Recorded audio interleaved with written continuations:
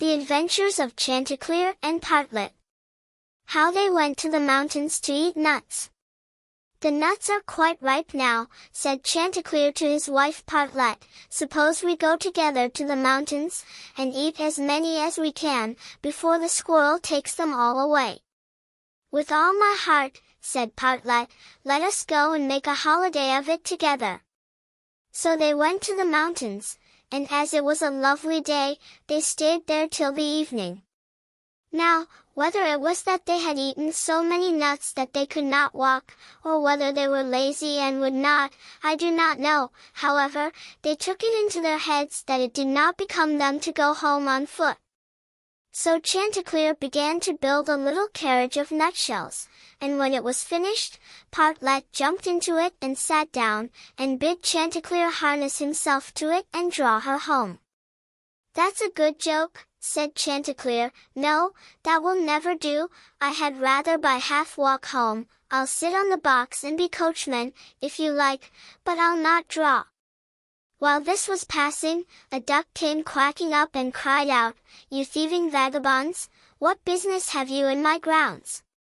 I'll give it you well for your insolence, and upon that she fell upon Chanticleer most lustily.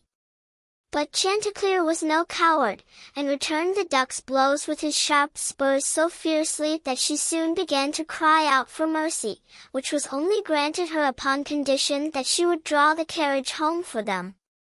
This she agreed to do, and Chanticleer got upon the box, and drove, crying, Now, duck, get on as fast as you can. And away they went at a pretty good pace. After they had traveled along a little way, they met a needle and a pin walking together along the road, and the needle cried out, Stop, stop, and said it was so dark that they could hardly find their way, and such dirty walking they could not get on at all. He told them that he and his friend, the pin, had been at a public house a few miles off, and had sat drinking till they had forgotten how late it was. He begged therefore that the travelers would be so kind as to give them a lift in their carriage. Chanticleer, observing that they were but thin fellows, and not likely to take up much room, told them they might ride, but made them promise not to dirty the wheels of the carriage in getting in, nor to tread on Partlet's toes.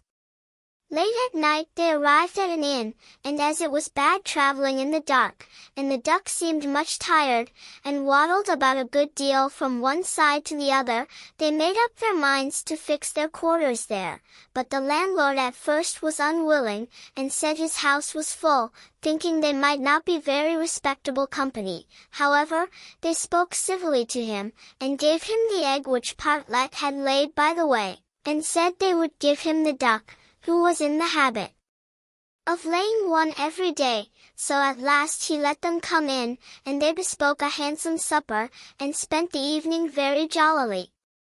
Early in the morning, before it was quite light, and when nobody was stirring in the inn, Chanticleer awakened his wife, and, fetching the egg, they pecked a hole in it, ate it up, and threw the shells into the fireplace. They then went to the pin and needle, who were fast asleep, and seizing them by the heads, stuck one into the landlord's easy chair and the other into his handkerchief, and, having done this, they crept away as softly as possible. However, the duck, who slept in the open air in the yard, heard them coming, and jumping into the brook which ran close by the inn, soon swam out of their reach. An hour or two afterwards the landlord got up, and took his handkerchief to wipe his face, but the pin ran into him and pricked him. Then he walked into the kitchen to light his pipe at the fire, but when he stirred it up the eggshells flew into his eyes, and almost blinded him. Bless me, said he, all the world seems to have a design against my head this morning, and so saying, he threw himself sulkily into his easy chair. But, oh dear! The needle ran into him, and this time the pain was not in his head.